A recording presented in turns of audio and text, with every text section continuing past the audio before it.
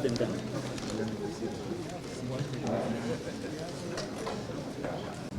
Waziri, yes. You're telling us by the fund, how much would you like to put in the fund so that you can stabilize the tea prices?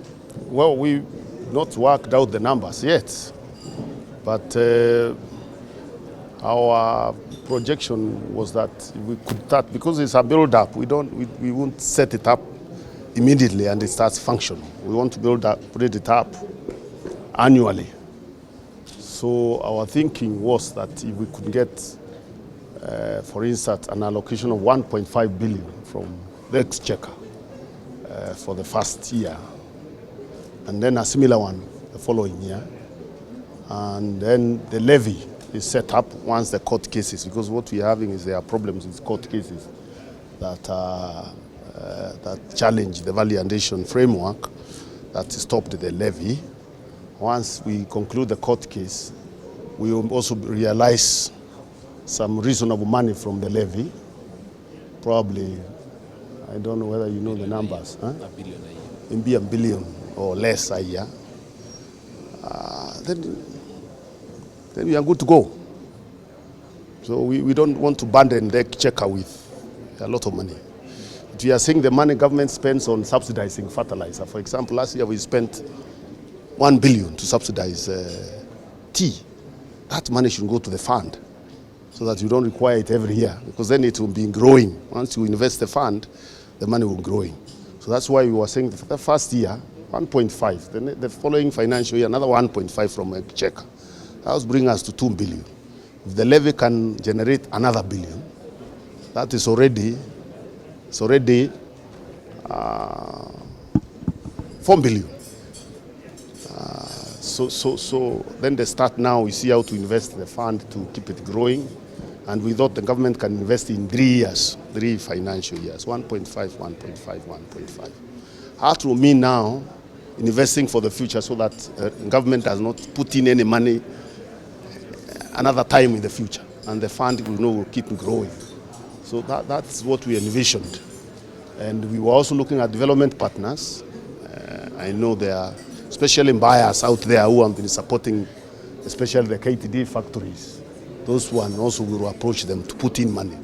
Instead of supporting us to build a dispensary,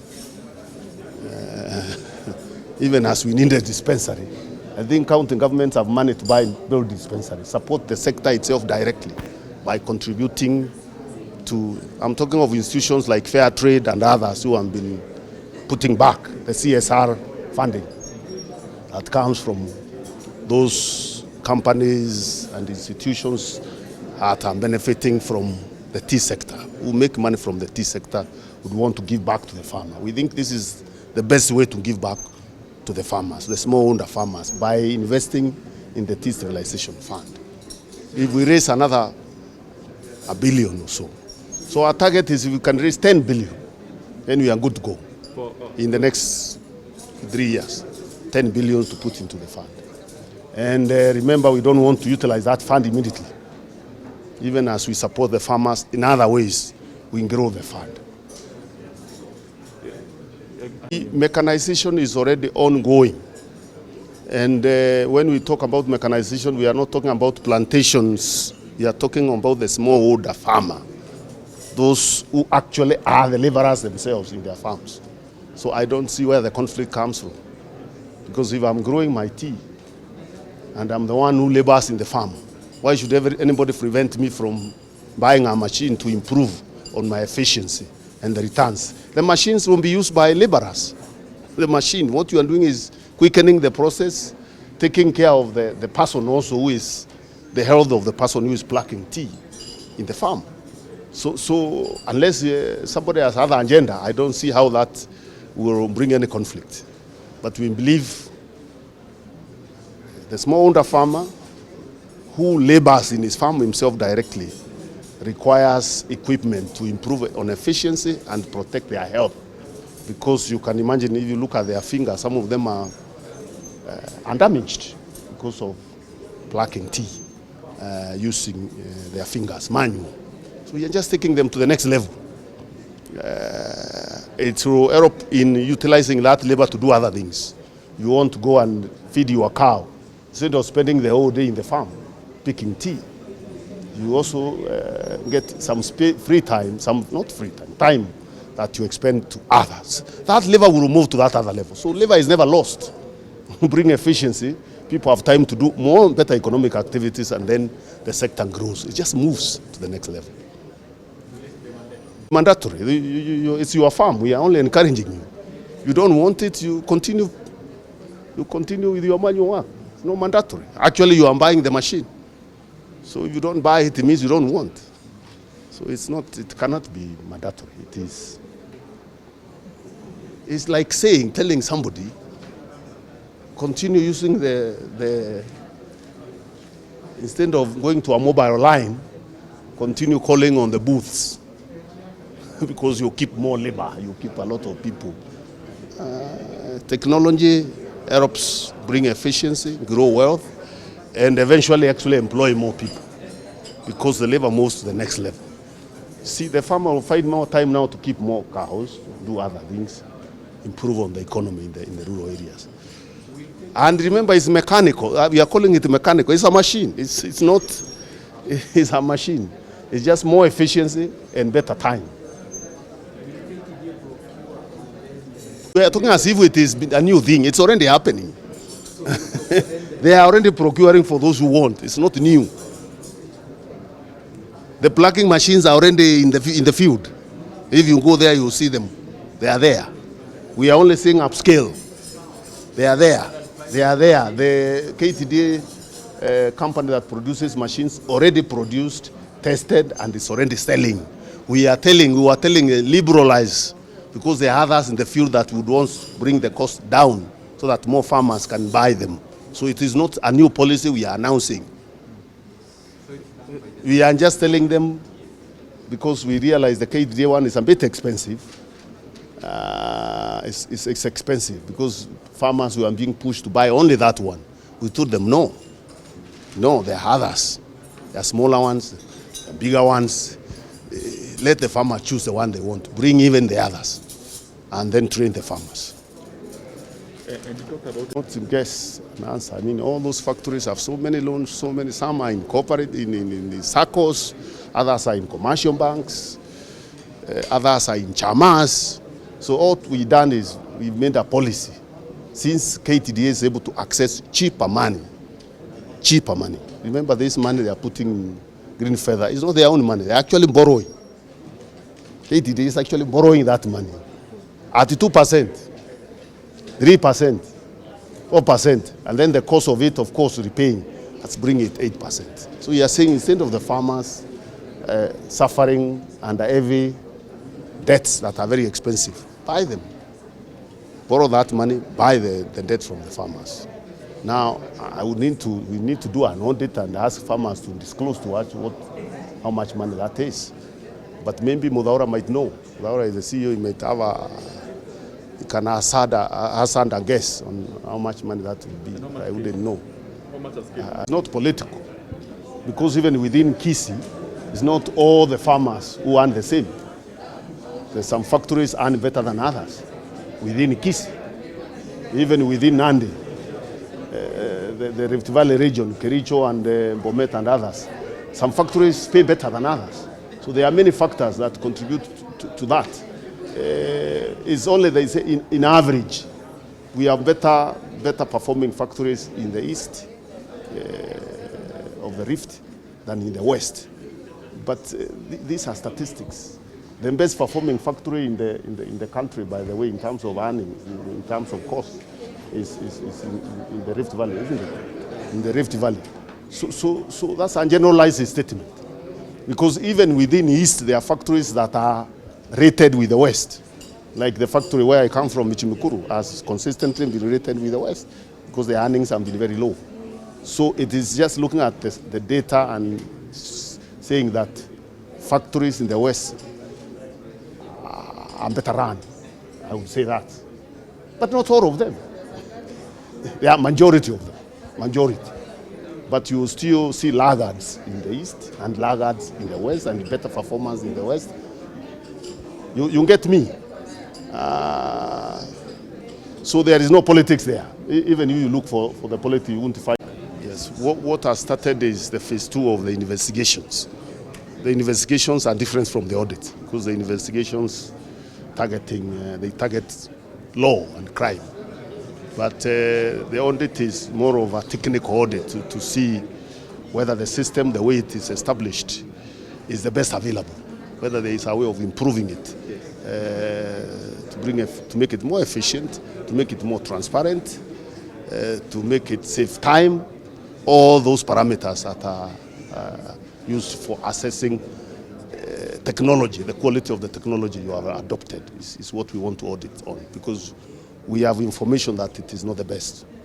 And maybe the those who run it will not like every information to come out. They will not want to be transparent completely. So they have come up with a system that could be improved on.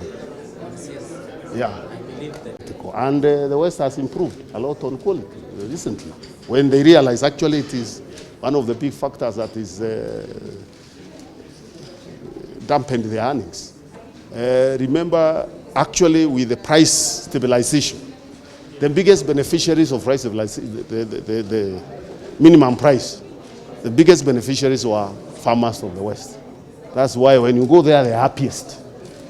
They're happier than the price discovery because they were at the bottom. They are the ones who really came up. Because when you put a price, minimum price, you are putting a minimum for everyone.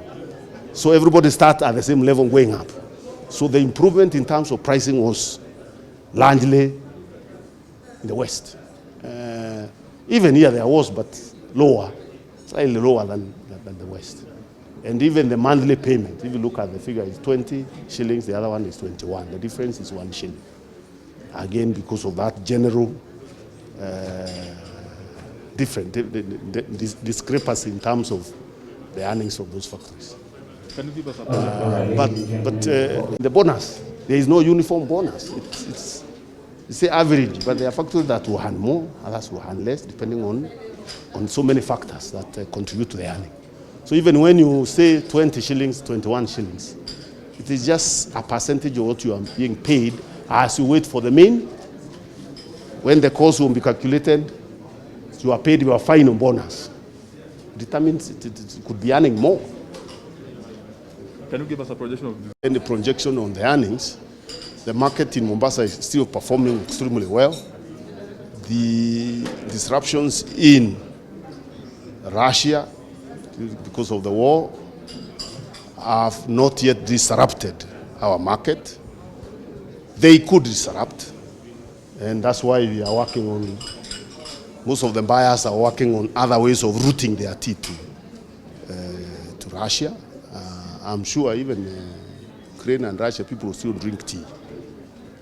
So there will still be tea being sold. But we are looking at the situation as it develops. It's not our biggest market anyway. Russia and Ukraine, still a good market because we want to sell every tea that we can sell.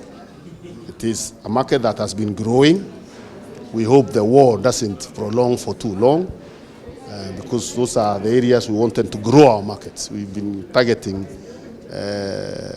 Russia, Ukraine, and those Eastern European countries and the Asian countries to grow, especially our Orthodox bread.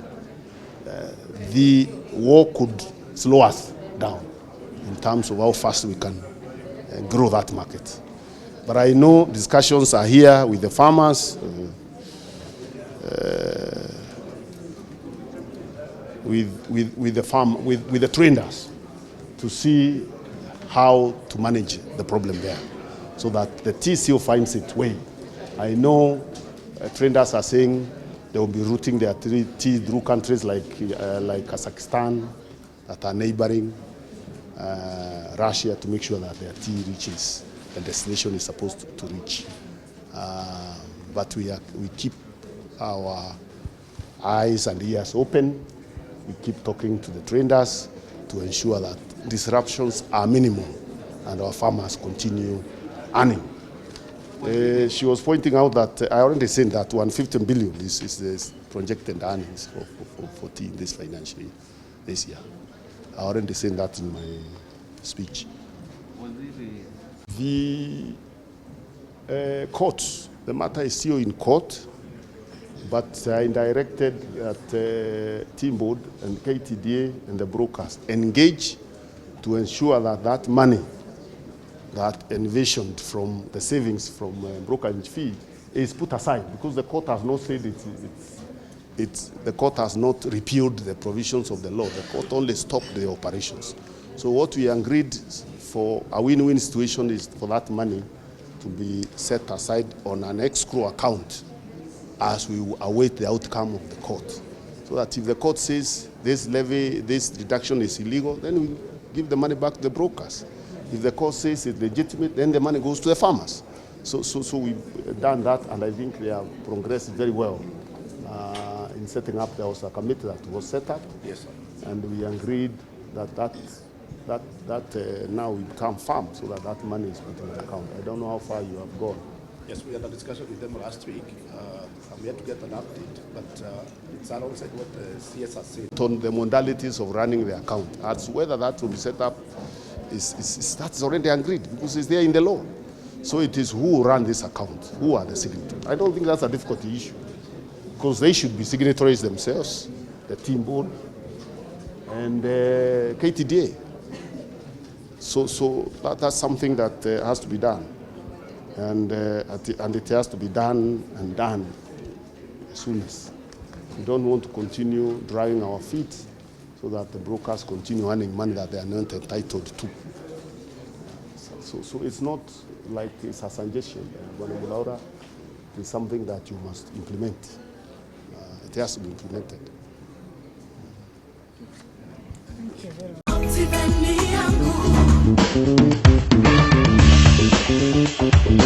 How is your year 2022 coming along? Are you probably stuck on how to start off your home ownership journey? Kwamua maono yako na Optiven. Get a piece of land at the Great Oasis Gardens Nanyuki and establish your dream home, a holiday home, an entertainment park, home for sale or for rental, or even build a high-end private school. The Great Oasis Gardens Nanyuki is perfectly situated next to the equator, right opposite Mount Kenya Holiday Homes, and is only 11 minutes from the Cedar Mall Nanyuki. Get your quarter acre, half acre, 1 acre, 5 acres and beyond. Deposit or place an installment of 590k on any of Optiven's projects and get an instant 15k cashback.